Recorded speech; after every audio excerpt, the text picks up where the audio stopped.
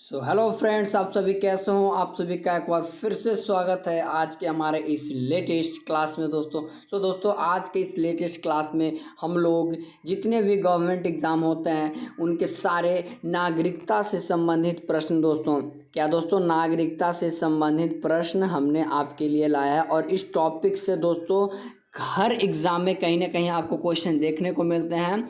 तो इस टॉपिक से आज हम लोग 28 क्वेश्चंस करने वाले दोस्तों। क्या दोस्तों 28 क्वेश्चंस करने वाले हैं। मोस्ट इंपॉर्टेंट क्वेश्चंस आपका रहने वाला है, जो कि एसएससी सीजीएल यूपीएससी एनडीए सारे क्वेश्चंस एसएससी का आपको जिन सारे एग्जाम होता है सारे क्वेश्चंस आपको देखने को मिलेंगे। तो फटाफट से रेडी हो जाइए और आज के इस क्लास को स्टार्ट करते हैं।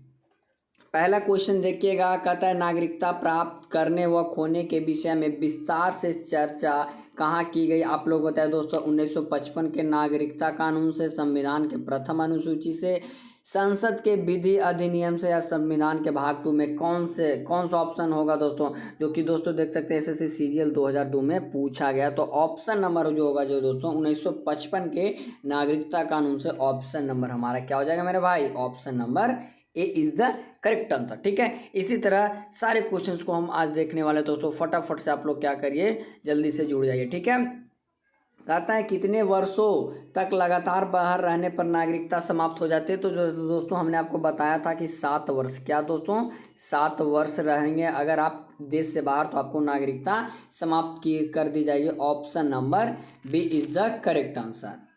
ठीक है, देख सकते हो यहाँ पे बहुत ही अच्छे तरीके से हम क्वेश्चंस को एनालाइज करके लाए हैं। ठीक है, एएसएससी स्टेनोग्राफर परीक्षा 2011 का क्वेश्चन है। क्या कहता है देखते हैं ध्यान से।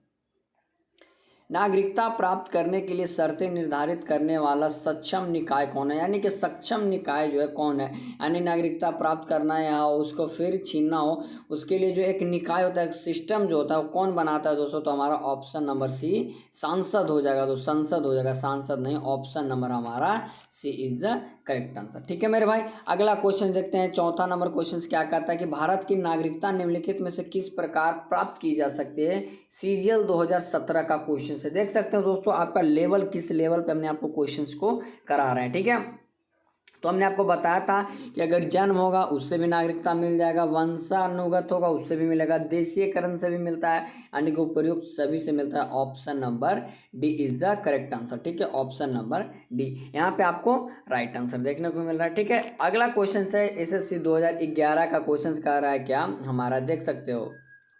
नागरिकता संशोधन अधिनियम 1952 के अनुसार क्या होगा कि भारत के बाहर पैदा होने वाले बच्चे को यदि उसकी मां भारतीय है तो उसे भारतीय नागरिकता प्राप्त होगी, या किसी भी बच्चे को भारत में जन्म लेने के कारण स्वतः भारतीय नागरिकता नहीं दी जाएगी। ऑप्शन नंबर सी, भारतीय पुरुष से विवाह करने वाली विदेशी महिला को भारतीय नागरिकता प्राप्त करने का अधिकार मिला।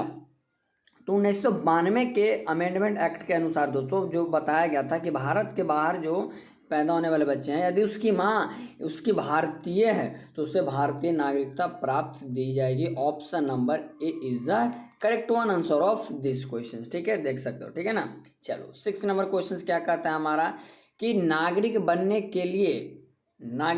की निम्नलिखित शर्तें में से एक आवश्यक शर्त क्या हो, जो कि एसएससी हायर सेकेंडरी यानी कि 10+2 स्तरीय परीक्षा 2014 का क्वेश्चन है। कहता है किसी धर्म का समर्थन करना होना होगा, या राज्य की सदस्यता होना चाहिए, या उच्च परिवार की सदस्य, उच्च जाति की सदस्यता। आपके अनुसार क्या होना चाहिए दोस्तों। तो दोस्तों हमने आपको बताया होगा कि अगर आपके राज्य की सदस्य यानी कि उस देश की सदस्यता होनी चाहिए तो अभी आप नागरिक बन सकते हैं वहाँ का। ठीक है, option number B, option number यहाँ पे देख सकते हैं राज्य की सदस्यता। पाकिस्तान, अगला क्वेश्चन 7 नंबर क्वेश्चन क्या कर रहा है, पाकिस्तान में आकर भारत में नागरिक प्राप्त करने संबंधी प्रावधान का वर्णन निम्नलिखित में से किस अनुच्छेद में वर्णित है।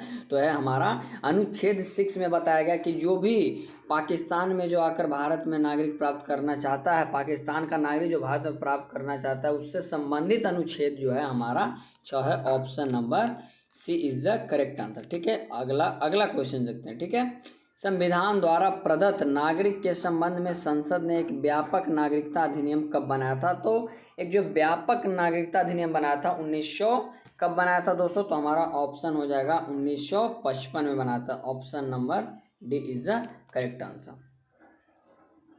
देखिए दोस्तों, बीपीएससी का क्वेश्चन हमने बताया ना, लेवल के क्वेश्चन रखे हैं, हर एक जो इम्पोर्टेंट ना कि छोटे मोटे एग्जाम, यानी कि बड़े बड़े एग्जाम के लेवल के क्वेश्चन हमने इसमें कवर किए, ठीक है ना। आप देख सकते हैं अगला क्वेश्चन जो है, एसएससी जो है टायर 1 का परीक्षा में 2014 का, किस देश में दोहरी नागरिकता का सिद्धांत स्वीकार किया गया है। तो हमने बताया था कि नागरिकता जो है दोहरी जो है हमारा यूएसए का है। क्या दोस्तों, USA, United state of America, यानी कि संयुक्त राष्ट्र अमेरिका। ऑप्शन नंबर मेरे भाई, ऑप्शन नंबर ए हो जाएगा, ठीक है। 10वां क्वेश्चन क्या कहता है, 10 नंबर क्वेश्चन देखते हैं। नागरिक बनने की निम्नलिखित शर्तों में से एक आवश्यक शर्त है, सीएचएसएल का 2016 का क्वेश्चन। तो राज्य की सदस्यता अभी आपको बताया, और एक क्वेश्चन पिछले बार भी पूछा गया था दूसरे एग्जाम में, और ऐसे सीएचएसएल का भी क्वेश्चन में पूछा गया है। तो आपको क्वेश्चंस को ना एनालाइज करना है। चैप्टर देख रहे हो कितना इंपॉर्टेंट है, यानी कि हर एक एग्जाम में जो बड़े बड़े एग्जाम हो रहे हैं, और खासकर एसएससी में तो पूछे ही जा रहे हैं, ठीक है। पाकिस्तान में आकर भारत में नागरिकता प्राप्त करने के संबंधी प्रावधान का निम्नलिखित में से किस अनुच्छेद में वर्णित है। तो हमारा ऑप्शन नंबर सी, अनुच्छेद 6 में बताए थे दोस्तों, अभी हमने आपको बताया कुछ देर पहले, ठीक है ना। ऑप्शन नंबर सी, जो कि देख सकते हैं पिछले बहुत सारे एग्जाम में पूछे गए हैं ना ये क्वेश्चन, रिपीटेड क्वेश्चन, यानी सोच सकते हो कितना इंपॉर्टेंट क्वेश्चन है ये सब, ठीक है। 12 नंबर क्वेश्चन, और इतना मेहनत कर रहे हैं दोस्तों, बस आप लोग सपोर्ट करते रहिए, ठीक है। निम्नलिखित में से कौन सी शर्त भारत की नागरिकता प्राप्त करने के लिए नहीं है। तो आपको क्या है दोस्तों, संपत्ति स्वामित्व जो है हमारा नहीं है, ठीक है। भारतीय संविधान के किन अनुच्छेद में नागरिकता संबंधी प्रावधान किए गए हैं। तो आरआरबी, यानी कि देख रहे हो भाई, एनटीपीसी का भी क्वेश्चन से हमने यहाँ पे कवर किए हैं। तो जो है दोस्तों, संविधान के नागरिकता से संबंधित अनुच्छेद जो है 5 से लेकर 11 तक है, ठीक है ना। Option number A. चलो अगला क्वेश्चन देखते हैं। देख रहे हो मस्त क्वेश्चन है दोस्तों कि भारतीय संविधान में निम्नलिखित में से कौन सा नागरिकता प्राप्त करना है।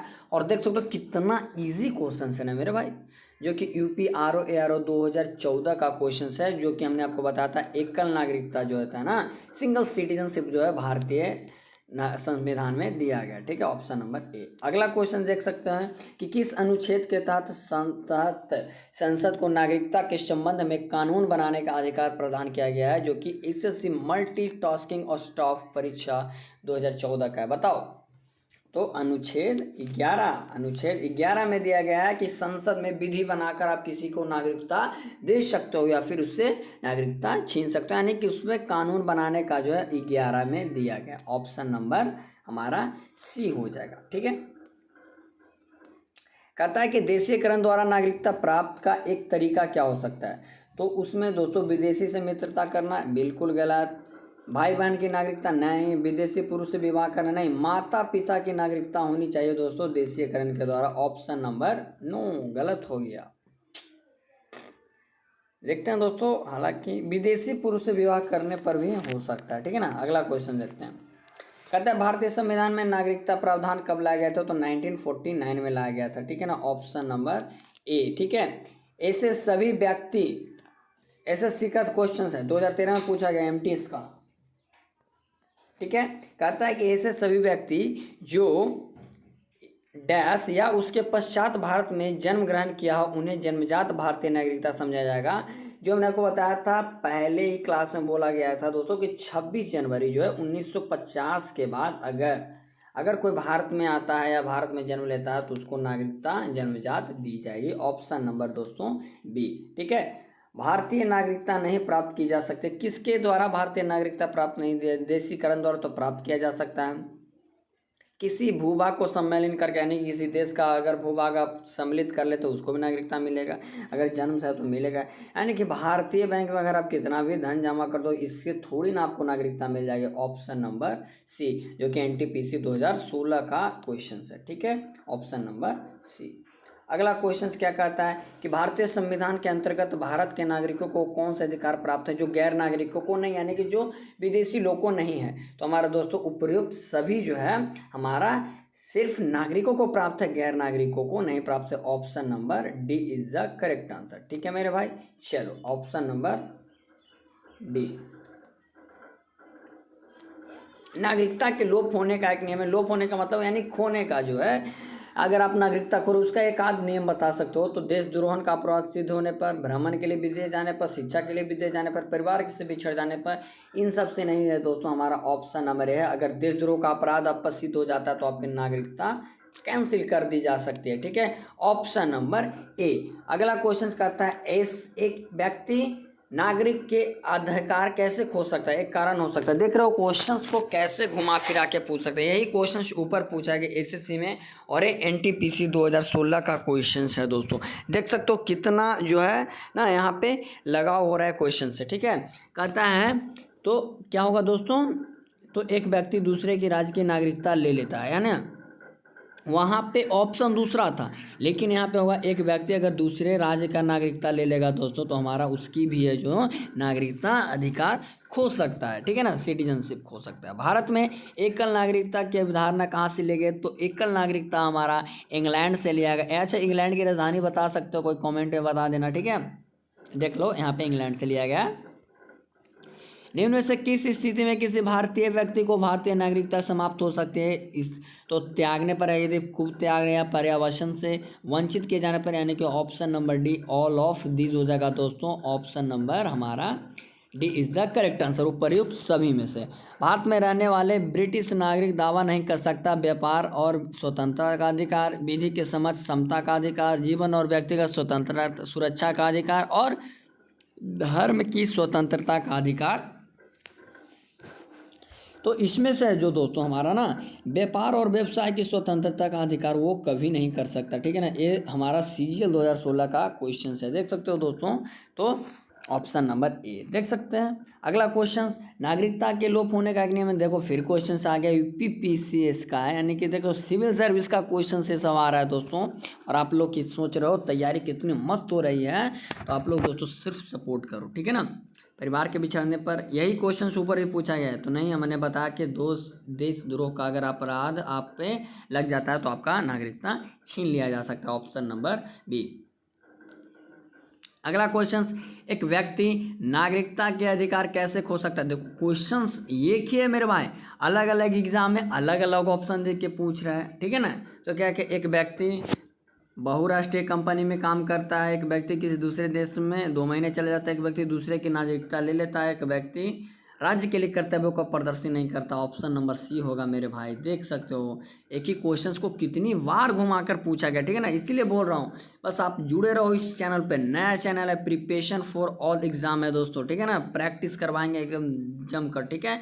और आज का लास्ट क्वेश्चन है, कहता है निम्न में से किसी स्थिति में किसी व्यक्ति को भारतीय नागरिकता से वंचित नहीं किया जाता है। यहाँ पे नहीं शब्द का ध्यान रखिएगा दोस्तों, नहीं का, ठीक है। तो निर्वाचन के दौरान नहीं, आपातकाल के दौरान, युद्ध के दौरान, उपर्युक्त सभी हो जाएगा दोस्तों। इन सभी के दौरान आपको नागरिकता से वंचित नहीं किया जा सकता है, ऑप्शन नंबर डी। तो ये था दोस्तों आपके सिटीजनशिप से आपका दोस्तों हमने आपको कितना क्वेश्चंस करवाए हैं।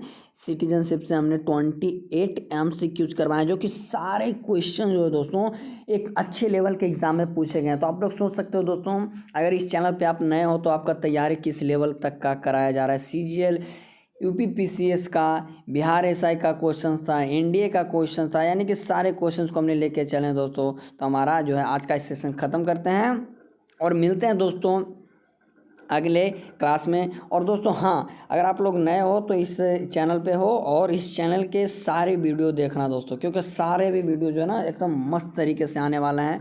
जय हिंद फ्रेंड्स, और अपने तैयारी में इसी तरह जुड़े लगना। और किसी भी प्रकार का दिक्कत हो तो आप कमेंट करना, हम सारे क्वेश्चन से लेकर आएंगे, ठीक है। जय हिंद।